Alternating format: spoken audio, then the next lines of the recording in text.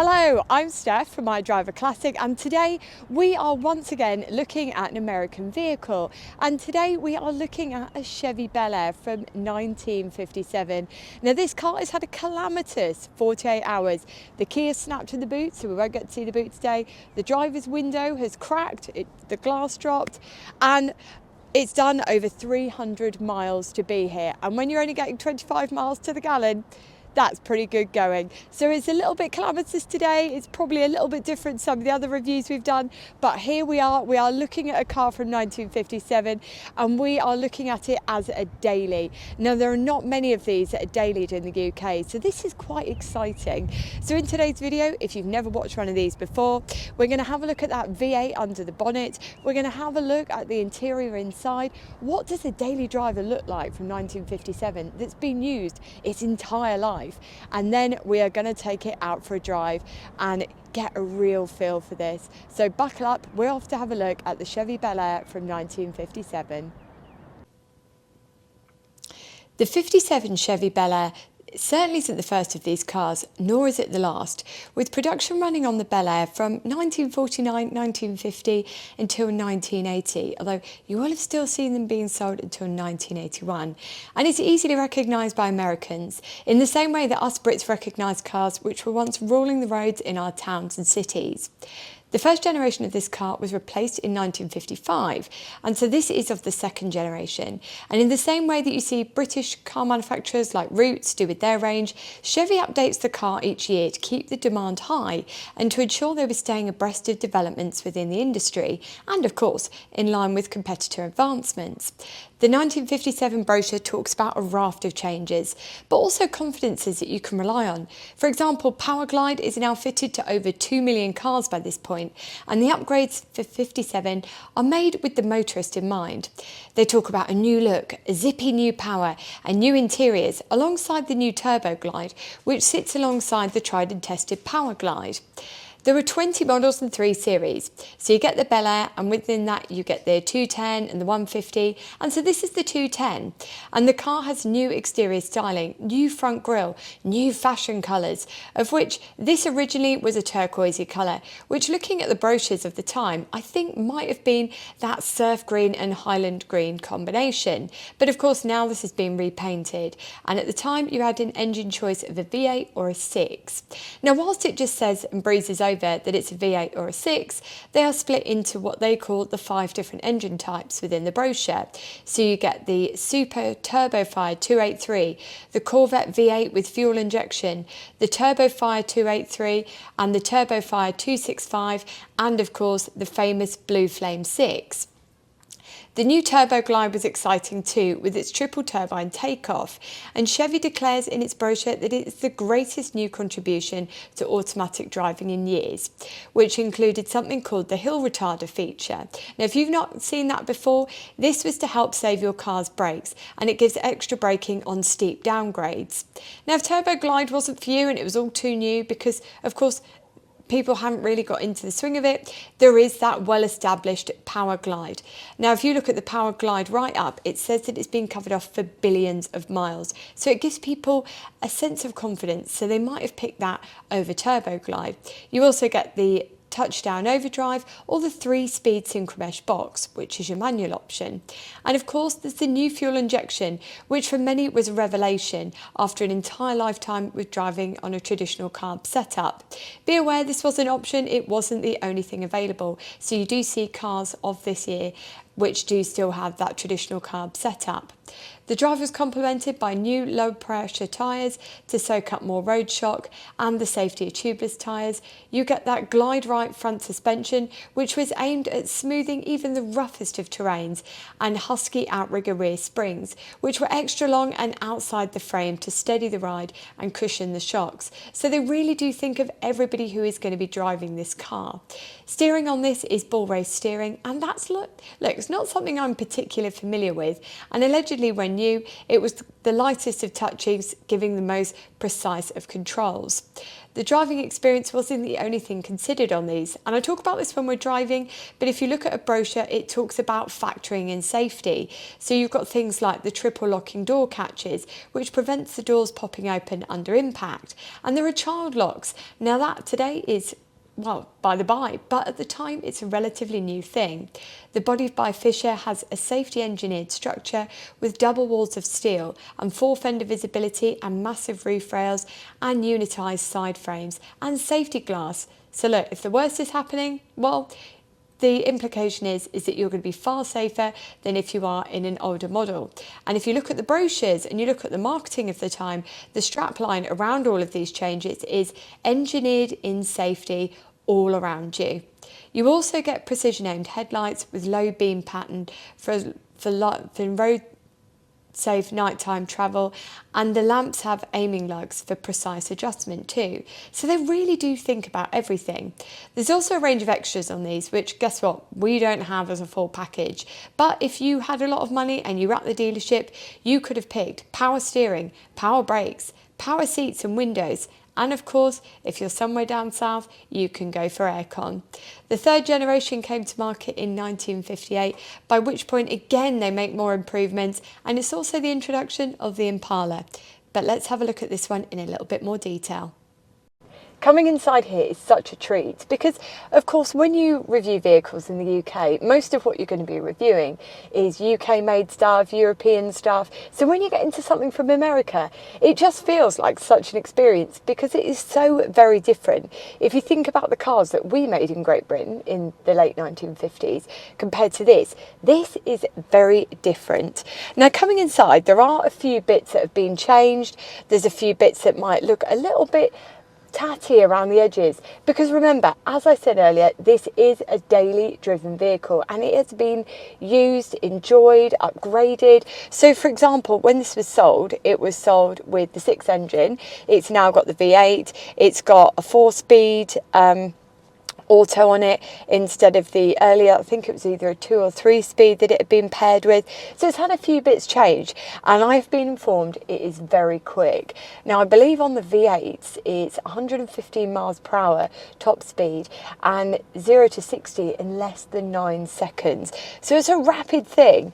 I mean, Ben was telling me that he got up north, up here, and bear in mind he did his 300 solid miles, and he said 70 was just an absolute breeze. And you think, well, if you can do that, you can get anywhere, can't you?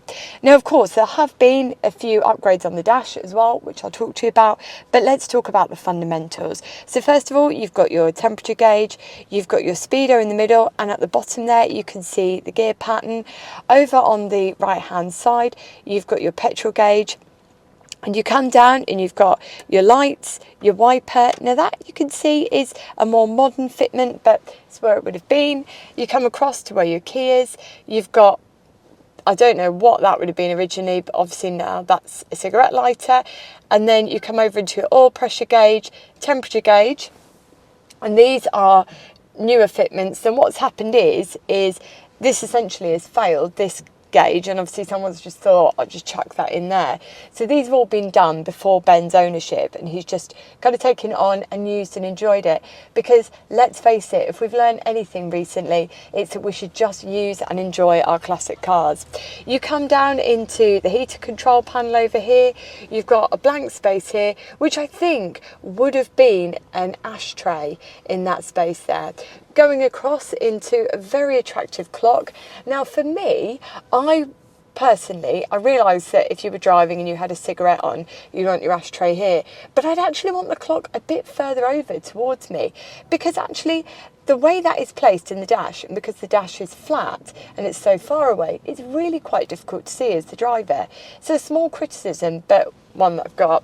Now coming down here, we've got the glove box, bit of dairy milk in there, a man after my own heart, and over there is a modern headset. So we've just got, I think it's a CD player, and that is everything we've got in here. Now this is an attractive car on the outside, and remember, there were two, weren't there? So this is the 210, which basically meant that you just got a bit more bright work and you got a bit more pizzazz on the outside. But these were such interesting cars because if you read a brochure from the time, this is the first year of fuel injection, you get the safety glass all round, you get loads of provisions put in where they start thinking about not just the look of the car, but also what's going to happen in an accident. Because remember, we're in that weird period of time where they start really thinking about how to make the cars safer, but they haven't put seat belts in. So I mean, but anyway, this is probably going to hold up really well in an accident. But after my luck this week, I do not want to find out whether that is true or not. This is my third take on starting this car, which is very much the luck of this week. So what we're doing is we're turning this key and then we're going to press the push start button down here. Tell you what, if you're a thief and you didn't know these, it wouldn't be the easiest thing to steal. But anyway, just wait for this ignition light to come on. So that's on, and we'll press the button. Hey, third time lucky.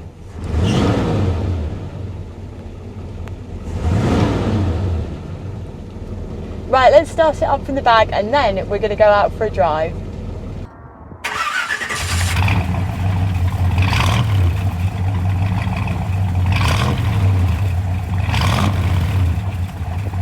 Okay, so really weird, the window looks really steamed up. It was not, because we spent ages cleaning it. However, when you watch this back, it looks like I couldn't even see through the screen, but I was absolutely fine. But anyway, back to the drive.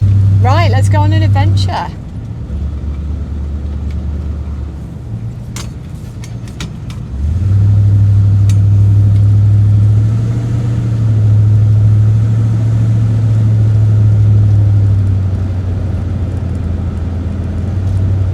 You know what, this is really nice. And it's a funny one because I was a little bit nervous to take it out, and you know, I always try and be really honest with you all, because it had no power steering. And I thought, look at the size of that car. What is it going to be like to drive without power steering? And actually, it's no worse than any other classic without power steering. So when you're in those low speeds and you're trying to navigate into a space, it's a little bit cumbersome, but once you're out on the road, it isn't bad at all, because as you can see here, you are having to do a little bit of correction. Now, I wonder if you could pull that round with a few tweakments, but it's no. Really, you've got to look at other stuff from the 50s and think, is it any worse? And it's not at all. Now, what I really like about this, and what's giving me confidence as a driver, is that visibility, and there is so much visibility all around. And what I like is these ultra slim pillars here and the quarter lights built in really do give you a little bit of extra visibility, I think, or it certainly feels that way anyway. It feels very airy and spacious, and I think that it just gives you a little bit more oomph when you're looking around you, and blimey, you don't half need it. Now, in terms of these brakes, it hasn't got the power brakes fitted, and it's just got discs fitted. And if I'm honest, I think I would like to have power brakes fitted to this, because the discs, they're bringing it to a stop, but I like quite a crisp stop in something like this. I like to be able to pull up quite sharply. So for me, that's something that I would like to add in. Now, I am coming around a few roundabouts here, and I realise you're probably going to say to me, Steph, are we going to be getting on to somewhere else? And we are. I just need to get us off these roundabouts, because I tell you what, Wakefield is absolutely full of them.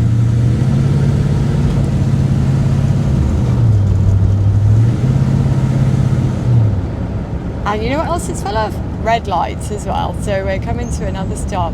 But look, one of the things I will say for this is that, like, I keep forgetting the indicators and not self-cancelling. So one of the things I will say for this is that if you are looking at one of these and you're thinking, oh, I'd really like to drive something like that on the daily as well, is the parts availability on these is apparently absolutely brilliant. In the same way that if you look at your British stuff, like your Minis and your MGBs and your Morris Minors, and you can get all the panels that you need, this is the same, but for America. So you would be able to take something like this on and daily it and not have to worry too much, and you won't have to think, oh, I can't get that, or I can't get that. Apparently you can even get like body shells for these, panels. I mean, once you're into that sort of territory and you've got that sort of support, it makes driving something like this really easy. Now the one thing I will say is, and I would love to know, if you've had a Chevy Bel Air like 57, same as this, what is the accelerator travel like? Because in this, it's really not that much at all. And I would say there's probably only not even an inch in it, and it's really not what I'm used to. And so you're barely touching that throttle to get it to go. And so it's quite a different experience to what I'm used to. And I'm not sure if I'm okay with it or not. It just feels a wee bit strange. Feels like it should have more travel in it. But as I cruise along, I feel quite safe. And you know, I don't know if you know, but if you've watched one of my recent videos, you'll know that recently my Morris Minor was involved in an accident. I wasn't driving, thank goodness, but it's really made me think a lot more about safety aspects within a classic. And I never usually feel on edge when I'm in a car without seat belts, which is a terrible thing to admit. However, today I do feel a little bit on edge as I test this, and I think just that recent shunt has made me just feel a little bit like, ugh. So if I was going to drive something like this, I think I would probably retrospectively fit seat belts. But I'll tell you what, there's a lot of metal around you. Chevy put a lot of thought into that crash protection. So actually, I'm probably far safer in this without a seatbelt on than I would be in something like a Mini with a seatbelt on. So I think, well, and that's the risk you take, isn't it, when you get into a classic? So I think if you are a little bit nervous, there are ways to fit seatbelts into stuff like this. And also, look at the size of you. You're going to be spotted. Now let's put our foot down as we're getting into this national speed limit area.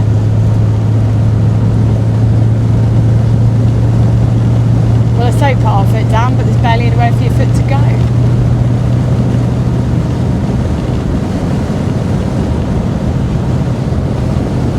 You know, this is such a pleasure to drive. I can see why Ben's driving it daily. And if you're wondering, by the way, did I tell you what the MPG was on this? Ben reckons he's getting about 25 miles per gallon, which, look, isn't amazing, is it? But it's not the worst in the world. I mean, you know, you get a lot of British classics where you're getting about 30, low 30s. So I think, well, it's not the end of the world. And you're driving something that's so cool. And I love the fact that you can get all the parts for it. They've got a supportive club that you can ask people. And because these are very popular, if you are based in the UK or Australia or markets outside of the immediate selling area of where these were sold, you will be able to find people that can help you overcome problems in them. So don't be put off by the fact that you're having to send away. And if you've never owned an American vehicle before and you're watching this and you don't live in America, there's a brilliant company called Rock Auto, and everyone I know that has an American vehicle buys their parts from Rock Auto and says that their shipping policy is great, their speediness of delivery is bang on. So I guess really you've got all the ingredients that you could take something like this on and just enjoy it. And you know, even with all the recent stuff that's happened, I'm still saying to you all at home, buy a classic, use it, enjoy it, drive it, because we're only on earth once. And if you're going to be driving and you're spending money on cars, you might as well be in something that puts a big old smile on your face. And you know what? It's put a big old smile on my face today, even with all the calamity of not being able to get the boot open, the poor window looking like lightning has struck it. And there's probably something else I should mention if I haven't already. It's got safety glass all round in this, and they made a big old point of that, along with the triple lock doors, and it's got child catchers in the back. It is such a great car for what was at the time not top of the range. I think it's lovely. I've really enjoyed driving it today. I hope you've enjoyed a slice of America on British soil, and it's time for me to take it back to Ben. And you know what? He's barely owned it any time at all. I don't think he's even owned it a year yet, and he's done 9,000 miles in it, and he said he's enjoyed every single one of them. And you know what? If someone can do 9,000 miles in something like this in less than a year, and they're still rating it highly, I think, yeah, let's do it, let's go for it. I've really enjoyed showing you this car today. Let me know what you think in the comments section below. But until next Sunday, I'm probably more pertinent than ever before. Take care, and for goodness sakes, drive safely.